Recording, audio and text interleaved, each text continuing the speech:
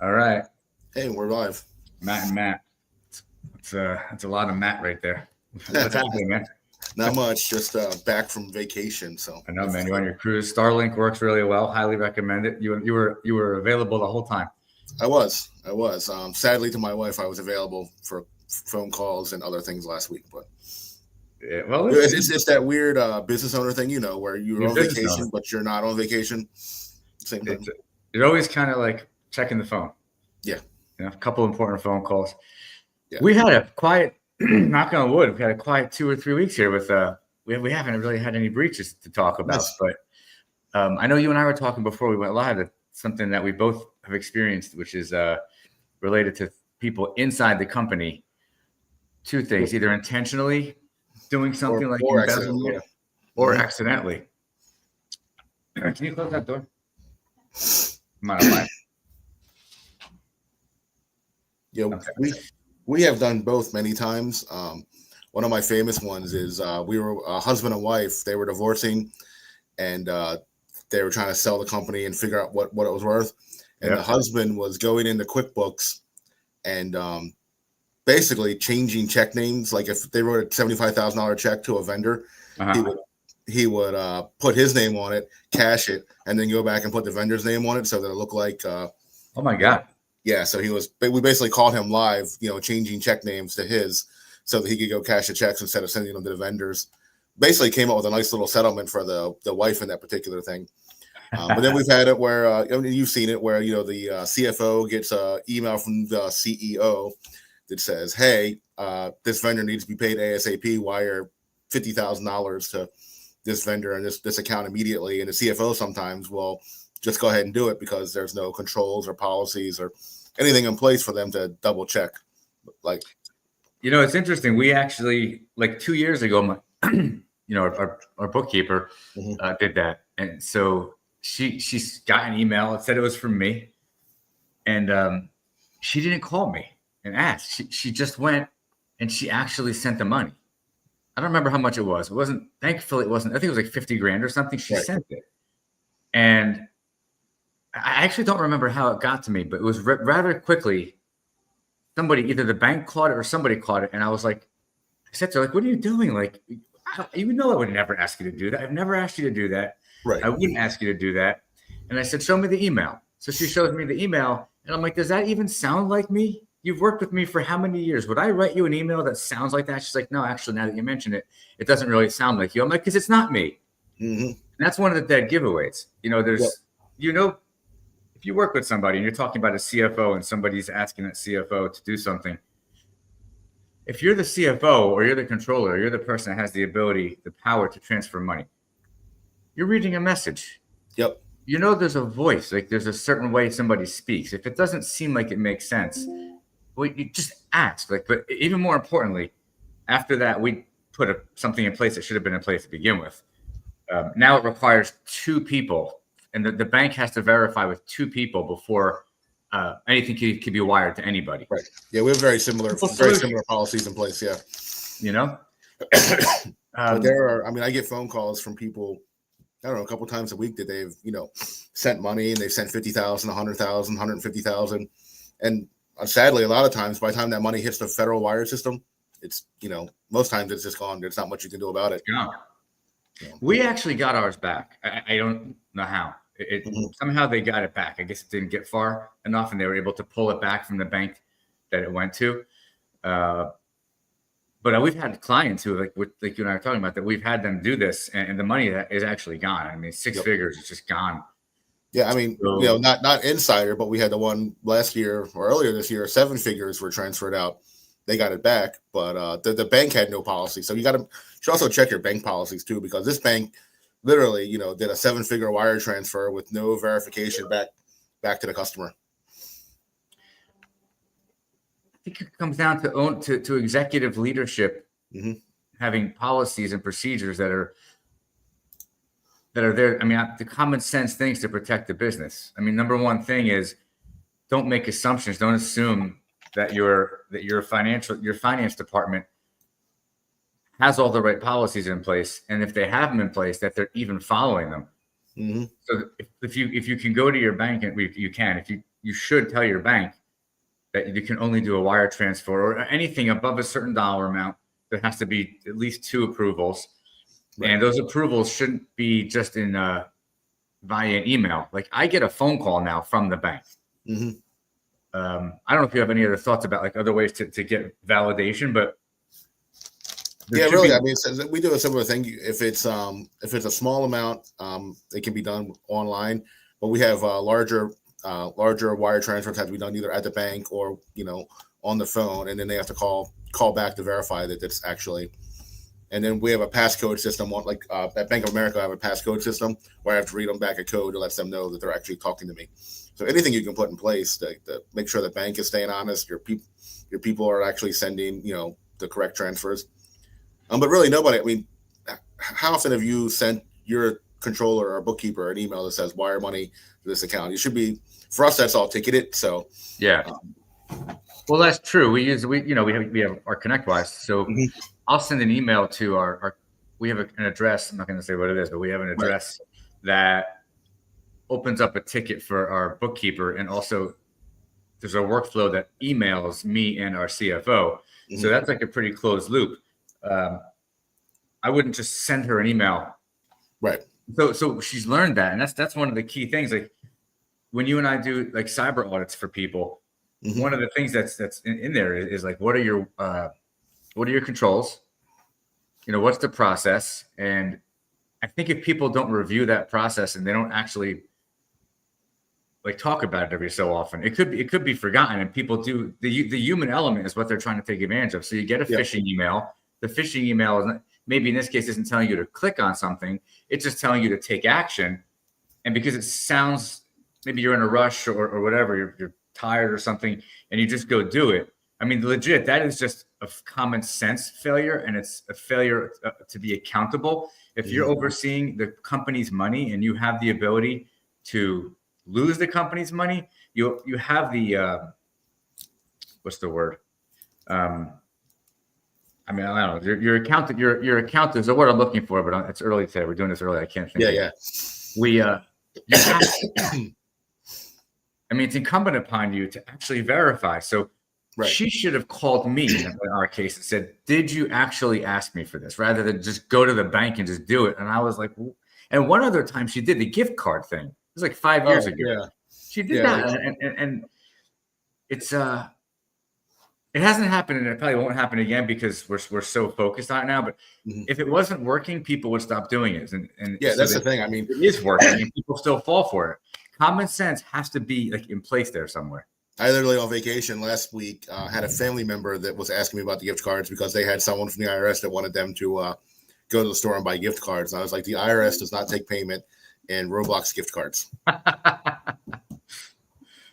How about and they were about to go buy like $500 of gift cards to pay an IRS bill that they didn't have.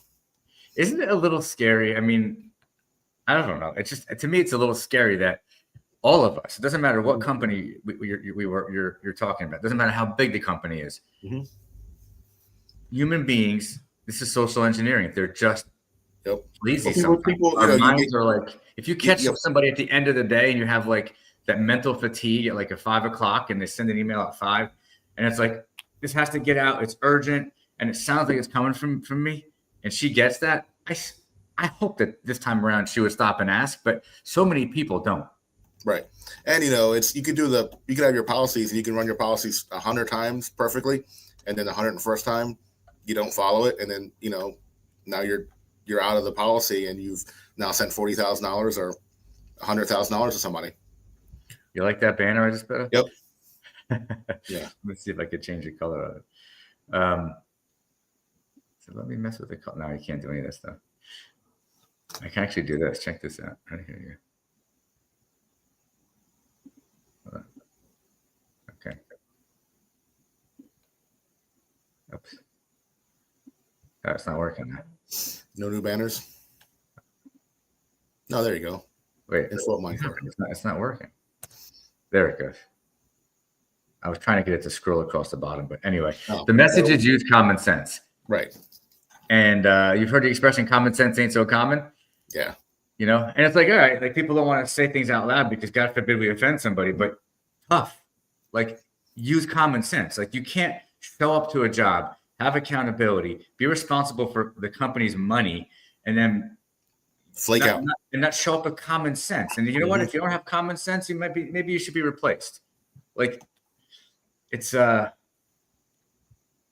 to say that. It's okay to be Right. direct, and it's okay to realize that that if the person who's in charge of the money isn't using common sense. In my case, I gave her 2 chances. I don't think she's ever going to do it again. But if she did it again, I don't know what would happen. Right. Because it would be the 3rd time she made the same mistake. One time you make the mistake, okay. 2nd time you make the mistake, shouldn't have made it again. But third time, you can't make this mistake 3 times. Yep. You simply can't. There's too much at stake. Yeah, we get that, and then I don't know if you ever get these, but I get fake emails from employees all the time to change direct deposit information, but they're so poorly written and they're coming from weird Gmail addresses and stuff. And I'm like, first of all, I don't handle our employees' direct deposit information, so don't send it to me. But it's like, yeah, they're so. I always send them the employee in question and say, hey, look at what you're trying to do.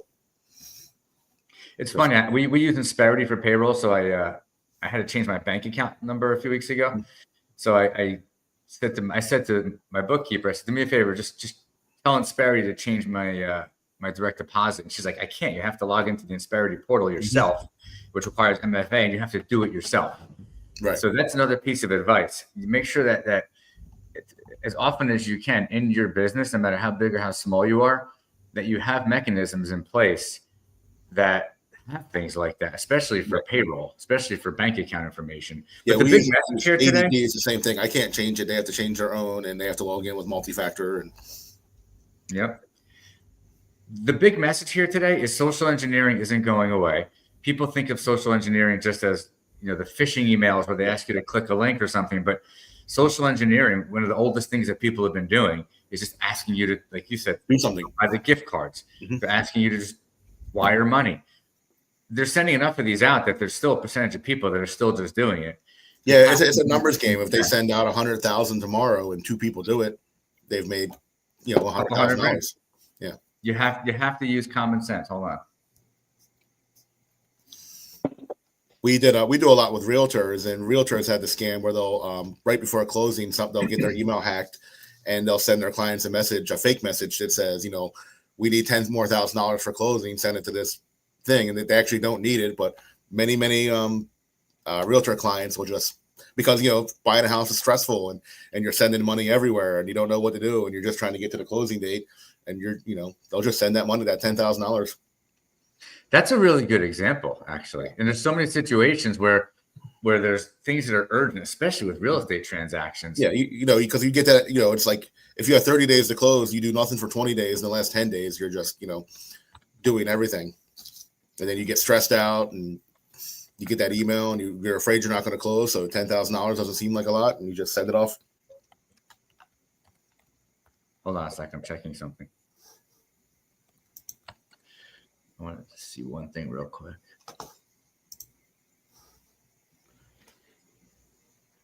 Pause. No, I was going to try and share something because I had an old slide that actually showed some tips. But so number 1 tip is verify. Yep. Don't trust it. Verify it. Anytime anybody's asking you to do anything with money, never trust it. You have to go to the source. Most likely the source is going to say it wasn't me. Use common sense. Use common sense.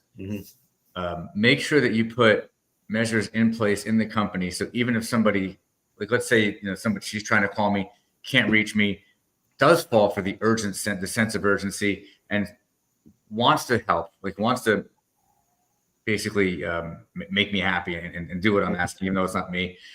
The bank, you got to have protections at the bank to protect you from yourself. Every bank has it. Some of them are even more. We've worked with so many banks. Some of them have more features than others, but every bank has something. Right. And this is intentional. It's just like how I own real estate, and one of the reasons that I initially invested in real estate, aside from a long-term play on it, is it's very difficult to make an emotional decision to sell something like you might with a stock. If you get some information, all of a sudden you're like, oh, I'm going to sell. And then you sell at the wrong time. having real estate forces the process to take a very long time to protect you from yourself, from making emotional decisions. It's the same thing. You want to have as many things in place with the bank to prevent anybody in the company from wiring money, from moving money, from taking money out on the line of credit. Like those things have to have the most complex set of controls in place to purposely cause you to have to go jump through hoops to move the money to do something. I think that's like the best advice that we can really give. It's common sense, but some people still haven't gone to the bank and still haven't done that. Yeah, what I always tell, like I've told our VP of operations and other things, is there's nothing so urgent that it has to be done within 30 minutes.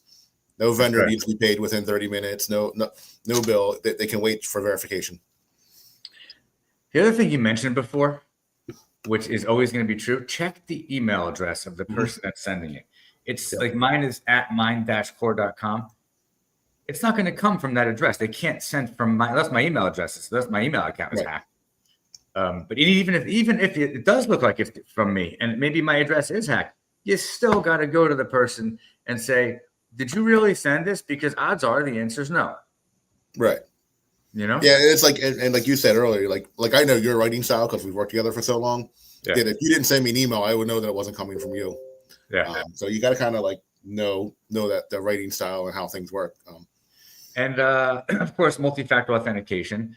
Yep. And all the basic security that's in place. But it still happens. It happens all the time.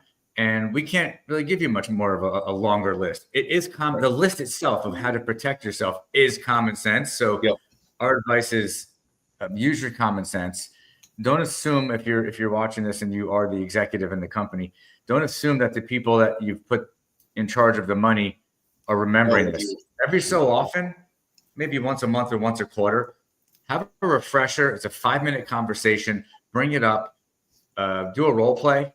Run through the process. Have them say the process out loud, whoever it is, whether it's a few people or a person, and make sure that they're really, really clear on it and get that peace of mind. This is a super simple one to avoid. It's going to happen, but it's so easy to avoid. You got to use common sense. Yeah, I mean, like you said, they wouldn't keep doing it if it wasn't profitable. So, if you have a question, or if you're watching this and you're curious about how to put a cybersecurity strategy in place, if you're curious if your cyber strategy is enough, if it's still relevant, if maybe it's out of date, things are changing now, and there are some tools that are better. There are some approaches that you can add, some tactics you can put in place. Just reach out to us. We work with companies of all sizes. We have not just all sizes, in all different areas. We have there's no type of company that we don't work with or haven't worked with, and you'd be surprised. Under the hood, it's mostly all the same. Some have different compliance. You have financial compliance, you have HIPAA compliance, but in the end, it all comes from the same set of standards. NIST. 95% of it's the same. We have a few things we have to do differently here and there for a few compliance standards, but for the most part, if you put in, your CIS basic controls for CIS 8.0, you're pretty secure. 100%. So we're here for you. Reach out to us. It doesn't cost you anything to check in. We'll give you our advice. And maybe you decide you feel good and you want to work with us, and that's good too. But it's okay to call us. We'll give you advice. Doesn't cost anything. Yep. This was a day late and really early, but this was a good one. Yeah, this is a good one, and we're short too. I think we should do these early in the morning because we both have the whole day ahead of us to get going. So we're much quicker. Yep. All right, dude. I will talk to you later. I'm sure I'll talk to you 10 times today. Probably. Welcome back from your trip. Now get back to work. All right. Talk to you later, man. No problem. Be good.